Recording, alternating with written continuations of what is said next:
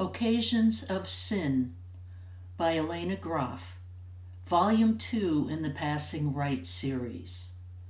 Chapter 22. I took great care in my preparations for our evening at the opera. To the annoyance of my colleagues at the clinic, I occupied the only bathroom on the third floor for over an hour while I bathed, applied my cosmetics, and arranged my hair in an upsweep. In a nod to our sex, our floor had a full-length mirror at the end of the hall. As I surveyed the results of my efforts, I hoped Margarethe would be pleased. My gown, borrowed from one of the other nurses, was bought off the rack at Wertheim's, but in it I felt truly glamorous. Teresa, the head nurse of the clinic and like me a former nun, asked, "Are you going out with the Baron tonight? How lucky you are to have such a handsome beau." I smiled, neither confirming nor denying her presumption. At 5 minutes to the hour, I went down to the street where the gray Daimler was already standing at the curb. The chauffeur hopped out to open the door for me. Lounging in the rear seat was a handsome man dressed in white tie and tails. He wore an evening cloak and a dashing silk scarf. "Conrad," I ventured, "are you coming to the opera as well?" "Come in," he said quickly. "Come in so Grauer can close the door." As soon as I heard the voice, I recognized it. "Margarethe!" "Come in," she insisted. I scrambled into the Daimler and flopped onto the seat, not even taking the time to arrange my dress properly. Grauer quickly closed the door. "So you know my cousin," said Margarethe. "Of course you do. Your clinic is one of his pet projects." Now that I was finally able to untangle my dress and sit properly, I could marvel at her disguise. The resemblance to her cousin was uncanny. The voice gave me away. "I can make it lower," she said, demonstrating. "Most of the tenor tessitura is within my range, but it's more than pitch. It's the inflection as well. Male speech has a different rhythm, like this." She was so good with languages, she could effortlessly reproduce male speech patterns. Now she sounded exactly like Conrad. "This is beyond belief," I exclaimed. She grinned wickedly. "For amusement, my cousin and I occasionally switch identities. We visit our usual haunts and enjoy the deception. To my knowledge, no one has ever guessed." I continued to stare, my mind rebelling against what my eyes saw. "But I won't let Conrad impersonate me when I'm not with him," she continued. "He can be very naughty. I do have my reputation to consider." She chuckled, clearly enjoying her little trick and its effect on me. When she recovered from her amusement, she took me in her arms. "My dear Katherine, how very good to see you," she said, and kissed me. "You'll get my lipstick on you," I said, gently pushing her away. "There are worse things for a gentleman to have on his face," she replied, carefully dabbing her lips with her handkerchief. She took my hand and kissed it. How perfectly she played this role, better even than the man who owned it. "We should be off," she said, tapping the window to let her chauffeur know that he could return to his seat. I wondered what he thought of his mistress pretending to be a man. "We'll be dining at Luther and Wegner in the Opera Terrassen. Unfortunately, the food there is merely adequate," Margarethe explained apologetically, "but I seldom eat there, so it's unlikely anyone will recognize me." "How could they? Your disguise is totally convincing." "Perhaps in a cabaret where the lights are always low, but I've never risked it elsewhere.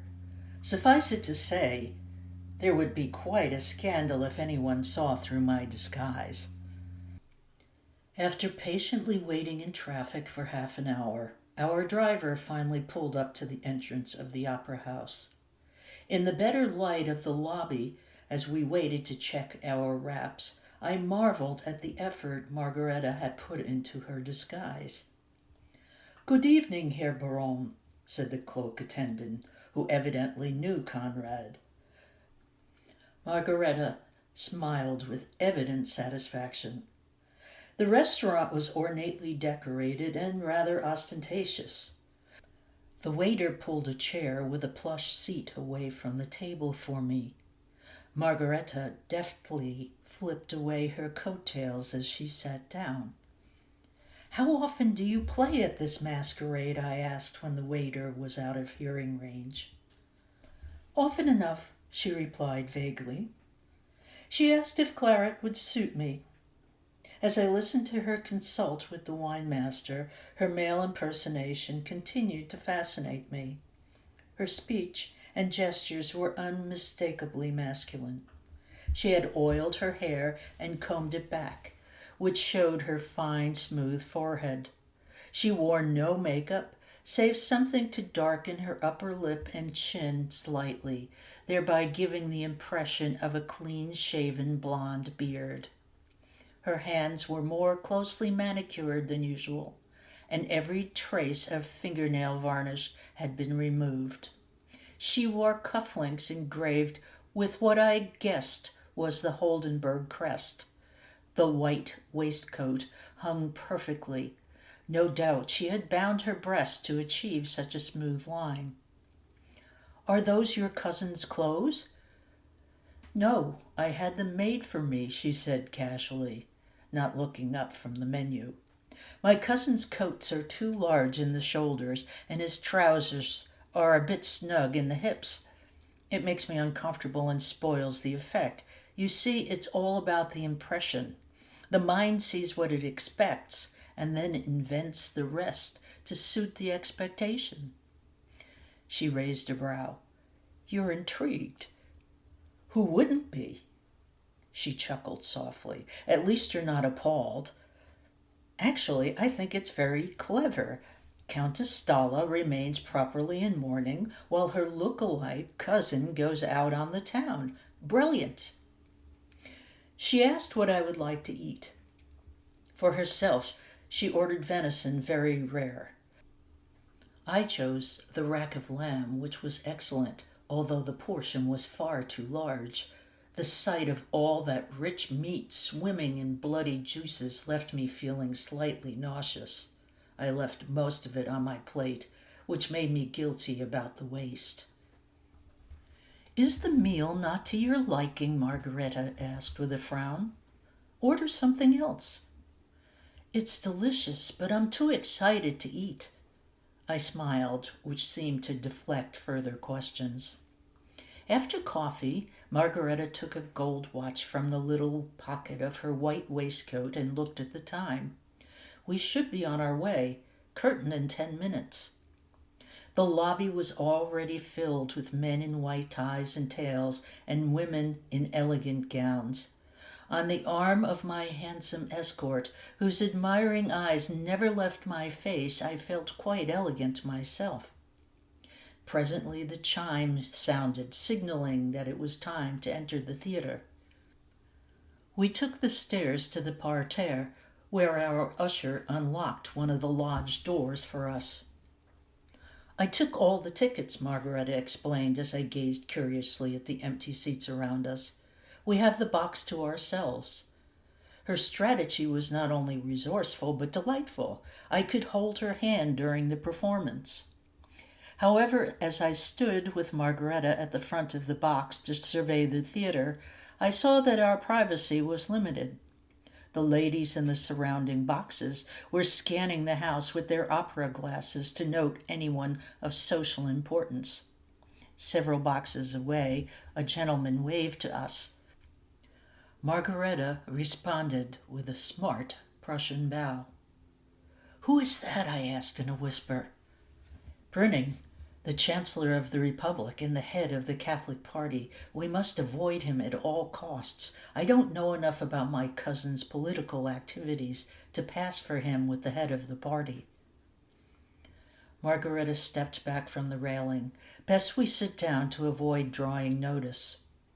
She took out her handkerchief to blot perspiration on her brow. The pristine cotton was stained with lipstick. Mine. The opera was beautiful, but very long. Whenever Frida Leiter was on stage, Margarethe was enwrapped. Through her hand, tightly holding mine, I could feel her body subtly moving in response to the music. After 2 intermissions and many hours, the famous love death began. A perceptible hush fell over the opera house. Margarethe sat forward in her chair in anticipation. As the music built with intensity, I remembered a shocking remark Margarethe had made during the intermission. Some daring interpreters, she had explained, likened the relentlessly increasing tension of the Liebestod to the steps leading to orgasm. Now I perceived how apt this observation was, most especially as Leiter moved toward the crescendo and hit the notes with stunning power. Afterwards, the music flowed to its magnificent conclusion. Margarethe finally released her grip on my hand. She had been holding it so tightly my fingers were numb. Desperate to avoid anyone who might know her, Margarethe insisted that we wait until the theater was nearly empty before leaving our box. We reclaimed our wraps and headed through the empty lobby to the exit. As we emerged from the theater, we passed a knot of young brown shirts soliciting donations from passers-by. One approached me, rattling his collection box directly under my nose. "Get away from her," Margarethe said angrily, giving him a forceful shove. As she led me away, I heard shouts and catcalls behind us. From what little I understood of Berlin gutter talk, it was clear they thought Margarethe was a male homosexual, and they wished him harm. "Ignore them," ordered Margarethe with a hand firmly at my back, encouraging me to move along briskly. We had agreed to meet her chauffeur 2 blocks from the opera house. Ordinarily, Margarethe deliberately shortened her stride so that I could keep pace, but with the angry voices of our tormentors still audible, she literally propelled me forward. Grauer had the door of the Daimler open for us. Once we were safely inside, Margarethe took me in her arms and allowed me to feel a hint of her strength. "Oh, my darling, I'm so sorry about those dreadful Nazi boys," she murmured as she kissed my temple. "I wasn't frightened," I said, trying to sound brave. In fact, I had been absolutely terrified. "What a bloody nuisance those Nazis have become. They're everywhere." I remembered the gun. Was she carrying it?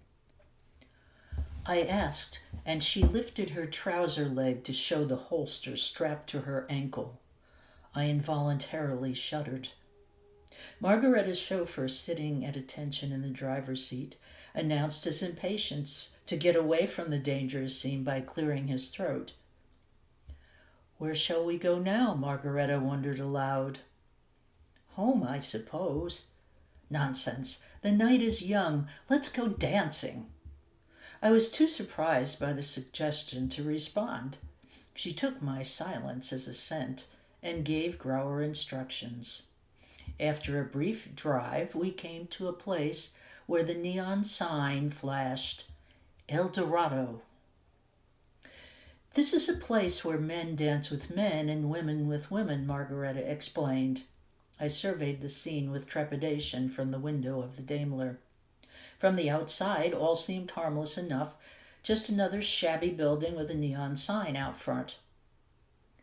"Why not?" I said, attempting to sound nonchalant, although as we approached the door, I clung to Margarethe's arm. Inside, we were greeted by a burly man with 2 days' growth of beard. He puffed on a foul-smelling cigar as he looked us over. Margarethe exchanged a few jovial words with the man while discreetly passing him a 50-mark note. The interior of the club was smoky and dimly lit. At the bar I saw a variety of shocking sights.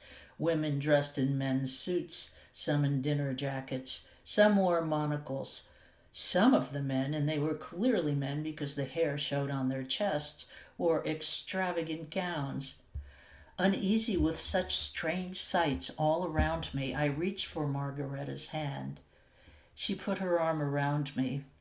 "Be brave, my darling," she whispered directly into my ear because the music was so loud. Her warm breath made me shiver. "They're not half as dangerous as those horrid little Nazis." We took a seat in the dance hall. Margarethe ordered a martini for herself and a champagne cocktail for me.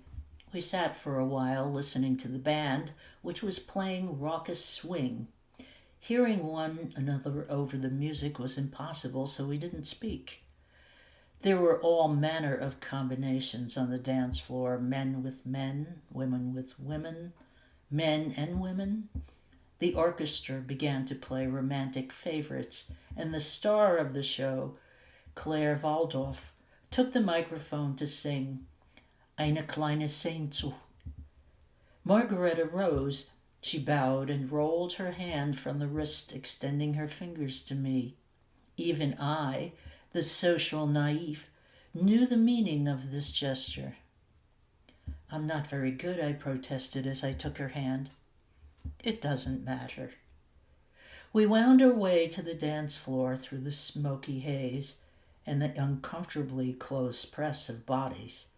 I felt all limbs as Margarethe took me in her arms, one around my waist, the other holding my hand in the classic ballroom position. I stiffened as she stepped off. "It will be all right," she said in an encouraging voice. "Just do as I do." It took some time to adjust my step to the tango rhythm. At first I was awkward and tread on Margarethe's patent leather shoes. Finally I relaxed, yielding to my partner's strong lead. "You're doing splendidly," said Margarethe. She attempted some tango moves with me, spinning me away and then reeling me into her embrace. Next the band played Sex Appeal, a tune with a leisurely rhythm. Margarethe adjusted our positions to suit a more intimate dance style. I tensed, convinced that everyone was staring at us. Eventually, I began to relax and leaned my head against Margarethe's shoulder. Because she was so tall, it was exactly at the right height. As she held me close, I could feel her chest against me. Undoubtedly, she had bound her breasts.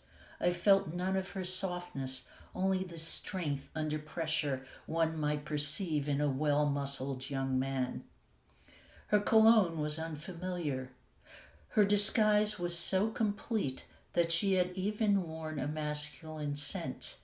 I liked her usual better, but what she wore smelled pleasantly spicy, and I moved closer to enjoy it.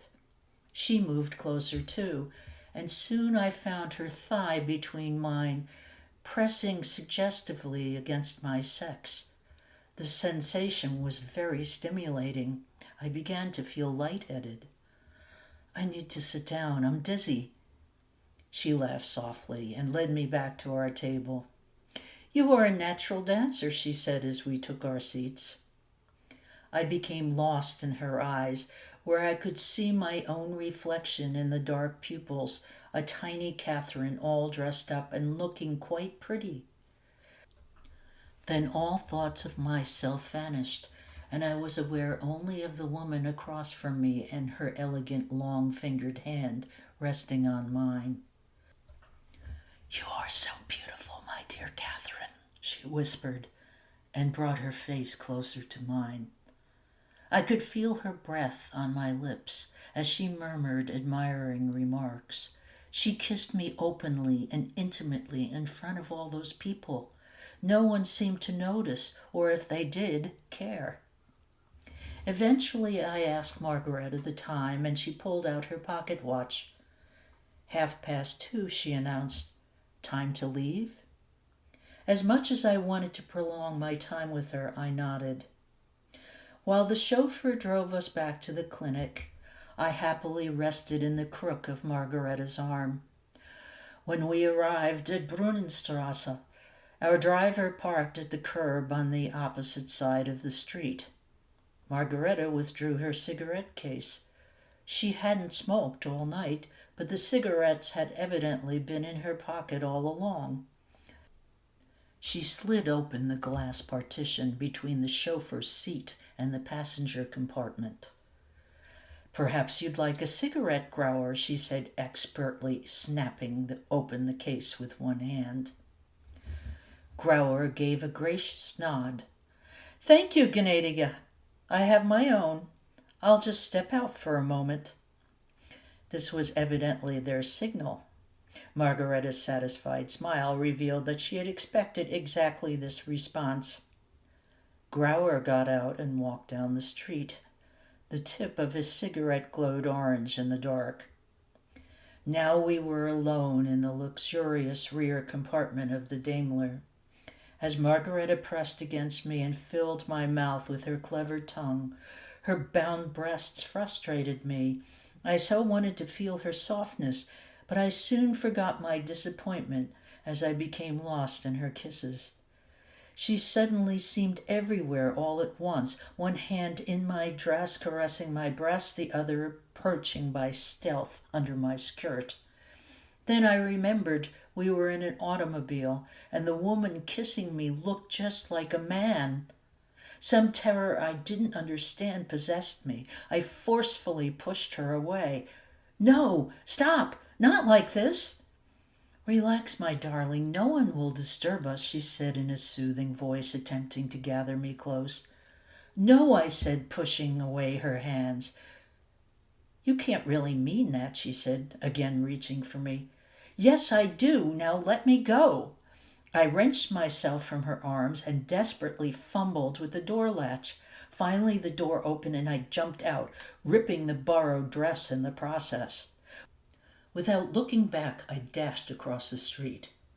Margarethe was instantly on my heels. "Katherine, don't go," she pleaded, trying to grasp my hand, but I brushed it away. Leaning heavily on the doorbell, I prayed that someone would hear and let me in, but Margarethe had not continued her pursuit. She remained watching from a few paces away while I waited for the electric latch to open. Just as the mechanism released, I heard her calling to Grauer.